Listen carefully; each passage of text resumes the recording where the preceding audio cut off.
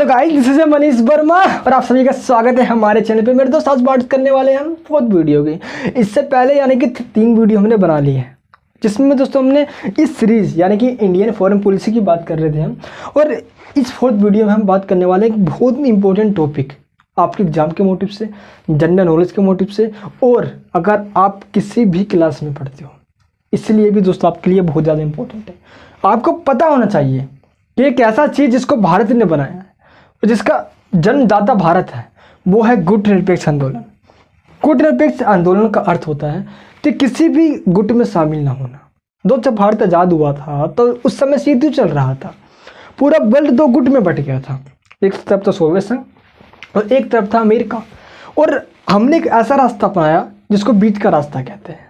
ना तो हम सोवियत संघ में शामिल होंगे, ना हम अमेरिका में शामिल होंगे। हाँ, हम इन दोनों संगठनों में शामिल ना होकर इनसे आर्थिक सहायता प्राप्त करेंगे। गुट निरपेक्ष का मतलब इतना ज़रूर है कि हम किसी गुट में, हम किसी ग्रुप में शामिल नहीं होंगे, चाहे वो अमेरिका का हो या सोवियत संघ का हो, चाहे वो कोई सा भी सैन्य गठबंधन। तो इतना ज़रूर है कि हम चुप्पी लगाकर किनारे नहीं बैठेंगे। सोवियत संघ या अमेरिका जब कोई भी ऐसे कोई गलत काम क्यों ना करे, हम उसका डिसीजन गलत और सही के आधार पे कहेंगे। जो सही है सही कहना, जो गलत है गलत कहना। अगर मैं यहाँ पे एक एग्जांपल दूँ गुट निरपेक्ष आंदोलन की, तो दोस्त से गुट निरपेक्ष आंदोलन की शुरुआत ही इसलिए की गई थी ताकि ये जो विकासशील कंट्री है अफ्रीका के और एशिया के, वो शामिल होकर आपस में मिलकर एक अपने डिसीजन लेने की पावर को मेकिंग, जिसको कहते हैं हम डिसीजन मेकिंग, वो बना सकते। दोस्त गुट निरपेक्ष, जिसको हम नाम भी कहते हैं नॉन अलाइज मूवमेंट, दोनों में से किसी गुट में शामिल ना होना और किसी भी सैन्य गठबंधन में शामिल ना होना, या इन गठबंधनों से अलग रहते हुए किसी भी बात का निर्णय उसके सही और गलत के आधार पे करना, उसके गुण और उसके दोष के आधार पे करना। क्या ठीक है ठीक बताना, जो गलत है उसको गलत बताना। यहाँ पे एक एग्जाम्पल दूंगा आपको। 1965 में मेरे दोस्त 1965 में मिस्र पर सुएज नहर को लेकर इंग्लैंड ने और फ्रांस ने कर दिया था अटैक। दोस्त ध्यान रखना, 1965 में मिस्र पर इंग्लैंड ने और फ्रांस ने, इन दोनों ने दोस्तों अटैक कर दिया था मिस्र पर सुएज नहर को लेकर। किसको लेकर? सुएज नहर को लेकर। क्योंकि दोस्तों जो मिस्र है इस पे उसने कब्जा कर लिया था सुएज नहर पे, और यहीं से दोस्तों पानी आने जाना, तो व्यापार होना यहीं से हुआ करता था। तो इंग्लैंड ने कर दिया इस पे अटैक, और इसकी आलोचना करी। किसकी? इंग्लैंड की और फ्रांस की। भारत ने कहा कि नहीं, क्योंकि दोस्त ये मिस्र, ये वही मिस्र है जहाँ के गमाल अब्दुल नासिर थे, जहाँ के गमाल अब्दुल नासिर थे और जो गुट निरपेक्ष आंदोलन को बनाने वाले थे। क्योंकि मेरे दोस्तों जो गुट निरपेक्ष आंदोलन बनाया गया था, वर्ल्ड के तमाम 5 कंट्री जो बहुत ज़्यादा इंपॉर्टेंट माने जाते हैं, भारत के जवाहरलाल नेहरू, युगोस्लाविया के जोसेफ ब्राज टिटो, मिस्र के गमाल अब्दुल नासिर, और इंडोनेशिया के डॉक्टर सुकर्नो, और अंत में कौन सा बचा? घाना के बामे नक्रुमा। फिर से बताऊंगा, भारत के जवाहरलाल नेहरू, इंडोनेशिया के डॉक्टर सुकर्नो, घाना के बामे नक्रुमा एंड युगोस्लाविया के जोसेफ ब्राज टिटो, और मिस्र के गमाल अब्दुल नासिर। क्लियर है भाई? टिप्स पे सारे याद रहे, टिप्स पे, हाथ के टिप्स पे सब कुछ याद कर डालो, अपने आप समझ में आ जाएगा। क्लियर दोस्तों? यहाँ पे रही ये बात। तो जब भारत ने इसकी आलोचना करी तो ये निकल कर आया कि देखो भारत गुट से अलग है, क्योंकि ये जो गुट है ये अमेरिका का दोस्त है, चाहे ब्रिटेन हो या फ्रांस हो। तो ये पूंजीवादी कंट्री कह सकते हैं हम, या यूएसए के ग्रुप्स कह सकते हैं। तो हमने ये नहीं देखा कि भाई ये अमेरिका के दोस्त हैं, हमने इनकी आलोचना करी था। इसी वर्ष यूएसएसआर ने हंगरी पे अटैक कर दिया। किस पर? हंगरी पर। और इसकी भी आलोचना, किसकी आलोचना? यूएसएसआर, सोवियत संघ की आलोचना भारत ने करी। भाई तूने अटैक क्यों किया? अटैक कैसे कर सकता है भाई तू? यही तो दिक्कत थी। जब इंग्लैंड ने अटैक किया मिस्र पे तो भी हमने इसकी आलोचना करी, और जब यूएसएसआर ने अटैक किया हंगरी पे तो भी हमने इसकी आलोचना करी। जब अमेरिका ने कब्जा किया वियतनाम पर, हमने इसकी आलोचना करी। सोवियत संघ ने अटैक किया 1979 में अफगानिस्तान पर, हमने इसकी आलोचना करी। तो भाई हुए ना हम गुट निरपेक्ष देश। कि हम किसी ग्रुप में शामिल नहीं है। जो सही है उसको सही कहेंगे, जो गलत कर रहा है उसको गलत कहेंगे। इस प्रकार से भाई भारत ने अपनी स्वतंत्र, अपनी एक इंडिपेंडेंट रूप से अपनी एक विदेश नीति बनाई, जिसको कहा गया गुट निरपेक्ष नीति। हम किसी गुट में शामिल नहीं होंगे, क्योंकि उस समय युद्ध चल रहा था और उस समय की विदेश नीति अपने आप में बहुत ज़्यादा इम्पोर्टेंट थी अपने देश के विकास के लिए। और भारत ने अपने पूरे वर्ल्ड में ये दिखा दिया कि भाई हम स्वतंत्र हैं, हम निष्पक्ष काम करने वाले हैं, हम निष्पक्ष काम करने वाले हैं। और गुट निरपेक्ष का मतलब ये बिल्कुल भी नहीं है कि हमारा विश्व से कुछ भी लेना देना नहीं है। ध्यान रखना, गुट निरपेक्ष का मतलब ये नहीं है कि हम विश्व से बिल्कुल अलग हैं, विश्व में जो विवाद चल रहे हैं हमारा उससे मतलब नहीं है, ऐसा नहीं है, बिल्कुल भी ऐसा नहीं है। गुट निरपेक्ष का मतलब, गुट निरपेक्ष का मतलब ही है कि सही को सही कहना, गलत को गलत कहना, उसके निर्णय को, उसके आउटकम को, उसके परिणाम को सही और गलत के आधार पर परखना। That is known as non अलाइज मूवमेंट। थोड़ा बात कर लेते हैं हम कि गुट निरपेक्ष आंदोलन का ये विकास इसका कैसे हुआ, भाई ये बना कैसे था है। इसको कोई बनाने वाला तो होगा ना, जैसे दोस्तों इस चश्मे को बनाने वाला तो कोई होगा ना, ऐसे ही इसको भी कोई बनाने वाला होगा। तो ये बना कैसे था आंदोलन, चलिए थोड़ा इस पर बात कर लेते हैं। यानी कि इसके बाद दोस्तों आपको एक पॉइंट डालना है, गुट निरपेक्ष आंदोलन का विकास, how the development of the non अलाइज मूवमेंट, कैसे हुआ इसका विकास। चलिए थोड़ा इस पर बात करते हैं। इसको जानने से पहले ये आपको ये पता होना चाहिए, जिनका नाम मैंने आपको अभी कुछ समय पहले बताया था, कि वर्ल्ड के वो 5 देश और उन देशों के 5 नेता जिन्होंने गुट निरपेक्ष आंदोलन को बनाने में अपना महत्वपूर्ण योगदान दिया था। बताइए कौन कौन से हैं वो। नहीं पता तो टिप्स पे याद होना चाहिए आपको। कहाँ पे, उंगली के टिप्स पे करवाऊँ याद। चलो करते हैं याद। सबसे पहले भारत के जवाहरलाल नेहरू, सबसे पहले भारत के जवाहरलाल नेहरू, पहला याद, फटाफट याद करो, भारत के जवाहरलाल नेहरू, क्लियर है। सेकंड कौन है हमारे, मिस्र के Gamal Abdel Nasser, Gamal Abdel Nasser, Gamal Abdel Nasser, ये कौन कहाँ के थे, मिस्र के थे। नेक्स्ट हमारे हैं युगोस्लाविया के, युगोस्लाविया कौन थे, मार्शल टीटो। क्या नाम था इनका, मार्शल टीटो। दोस्तों इनको मार्शल टीटो और जोसेफ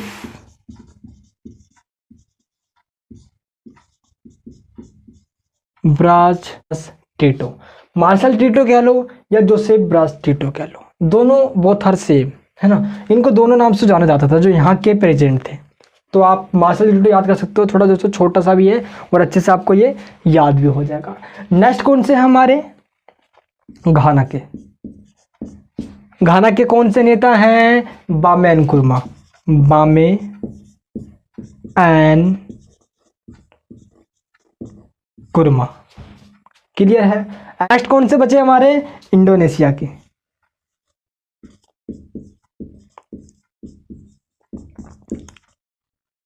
इंडोनेशिया के कौन थे, डॉक्टर सुकर्णो, डॉक्टर सुकर्णो।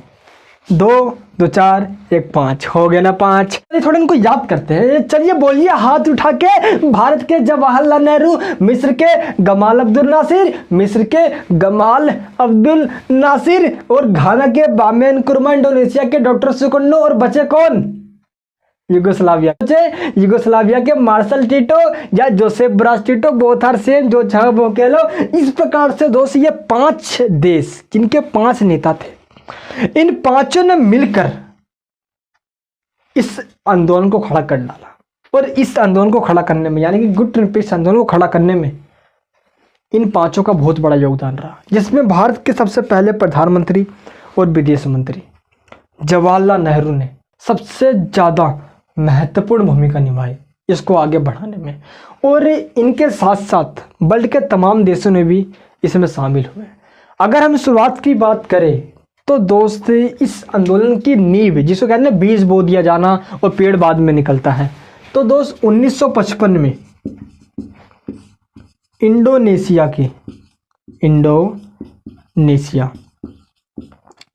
का एक नगर है। क्या है? एक नगर है। क्या नाम है उसका? उसका नाम है बांडुंग।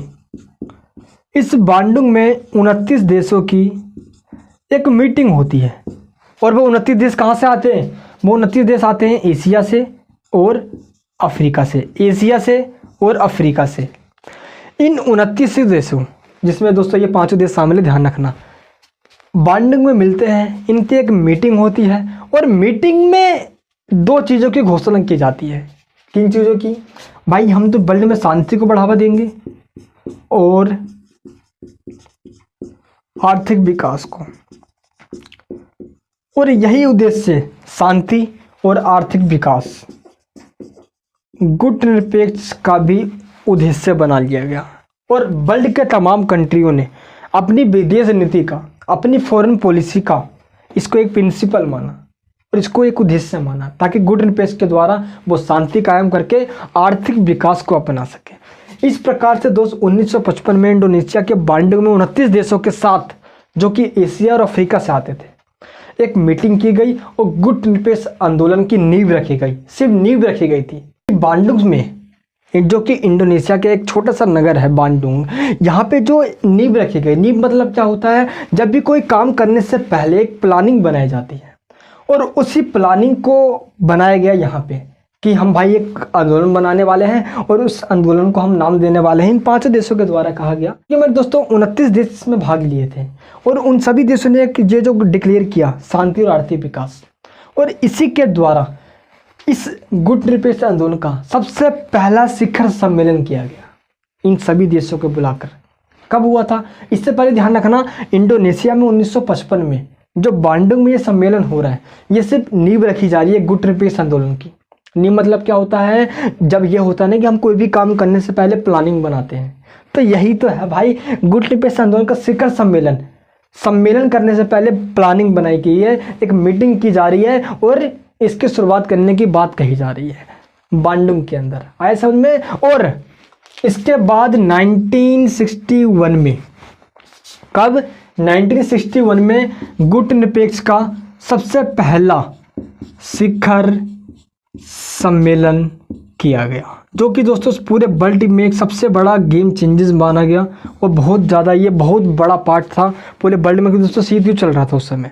और उस समय एक ऐसा डिसीजन लेना दोनों महाशक्तियों से हटकर अपने आप में दोस्त क्या था? चुनौतीपूर्ण था। तो यहाँ पे क्या होता था? 1961 में गुटनिरपेक्ष का आंदोलन जो है, गुटनिरपेक्ष आंदोलन, उसका सबसे पहला शिखर सम्मेलन चलाया गया। शिखर सम्मेलन हुआ और ये सम्मेलन यूगोस्लाविया में हुआ था। कहाँ हुआ था? यूगोस्लाविया की राजधानी है बेलग्रेड। क्लियर है दोस्तों? 1961 में गुटनिरपेक्ष आंदोलन का सबसे पहला शिखर सम्मेलन होता है। कहाँ होता है? यूगोस्लाविया की कैपिटल में। क्या नाम है उसका? बेलग्रेड। यहाँ पे सबसे पहला शिखर सम्मेलन किया जाता है। ध्यान रखना, बहुत इंपॉर्टेंट है, क्योंकि 1955 में सिर्फ नींव रखी गई थी, शुरुआत करने की बात कही गई थी और 1961 में आकर अब जाकर इसकी अच्छे तरीके से मुहिम छेड़ दी गई पूरे वर्ल्ड में और गुटनिरपेक्ष आंदोलन का बिगुल बजा दिया गया। और इस सम्मेलन के अंदर लगभग दोस्तों पूरे वर्ल्ड के 29 देश आए, यानी कि 29 देशों ने भाग लिया। सोच लो 1961 में। और अगर मैं आपको बात करूं कि ये दोस्तों ये तो पहला था, अगर मैं 14वें शिखर सम्मेलन की बात करूं, 14वें शिखर 14वां शिखर सम्मेलन, तो मेरे दोस्त ये जो सम्मेलन हुआ था ये होता क्यूबा के अंदर। कब हुआ था? 2006 में हुआ था। और इसके अंदर दोस्तों लगभग वर्ल्ड के 118 कंट्रियों ने भाग लिया था। सोच लिया कि 1961 में जब पहला शिखर सम्मेलन हुआ तो सिर्फ 29 कंट्री आई थे, लेकिन जैसे समय बीतता गया बढ़ता गया, सदस्य देश 118 पे पहुंच गए 2006 में, जब क्यूबा में 14वां शिखर सम्मेलन किया गया। दोस्तों 118 के अलावा भी सदस्य थे जो कि 15 थे। दोस्तों ये 15 सदस्य थे वो ये गेस्ट के रूप में आए हुए थे। किसके रूप में आए थे? गेस्ट के रूप में आए थे। तो आप कह सकते हो कि गेस्ट को दोस्तों क्या कहते हैं हम हिंदी में? पर्यवेक्षक कह सकते हो आप, पर्यवेक्षक। 118 मेंबर थे टोटल नॉन अलाइज मूवमेंट के अंदर, एंड 15 जो मेंबर आए थे वो गेस्ट के या पर्यवेक्षक के रूप में आए हुए थे।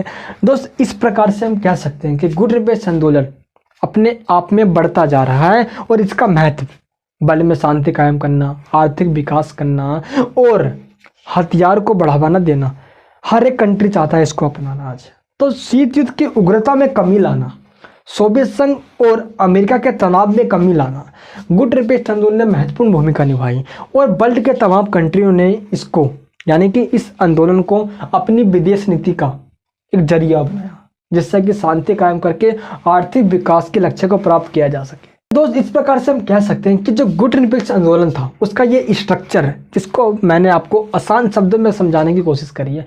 क्या आपको अच्छे से समझ में आया है? तो मुझे कमेंट बॉक्स में बताना। वीडियो लगे कैसे ये मुझे लाइक करके बताना। भाई लाइक करने का पैसा नहीं लगता, लेकिन इस वीडियो को बनाने में ना भाई बहुत मेहनत लगता है। तो हाथ जोड़कर विनती है, और मैं हमेशा कहता हूँ कि आप सभी के साथ हैं, वरना मेरी क्या औकात है। तो प्लीज़ दोस्तों वीडियो को लाइक करें, अपने दोस्तों पे शेयर करें, और इसी तरह की और वीडियो के लिए चैनल को सब्सक्राइब करके बेल आइकन ऑन कर लें। मिलते हैं नेक्स्ट वीडियो में। आज के लिए इतना ही। जय हिंद, जय भारत।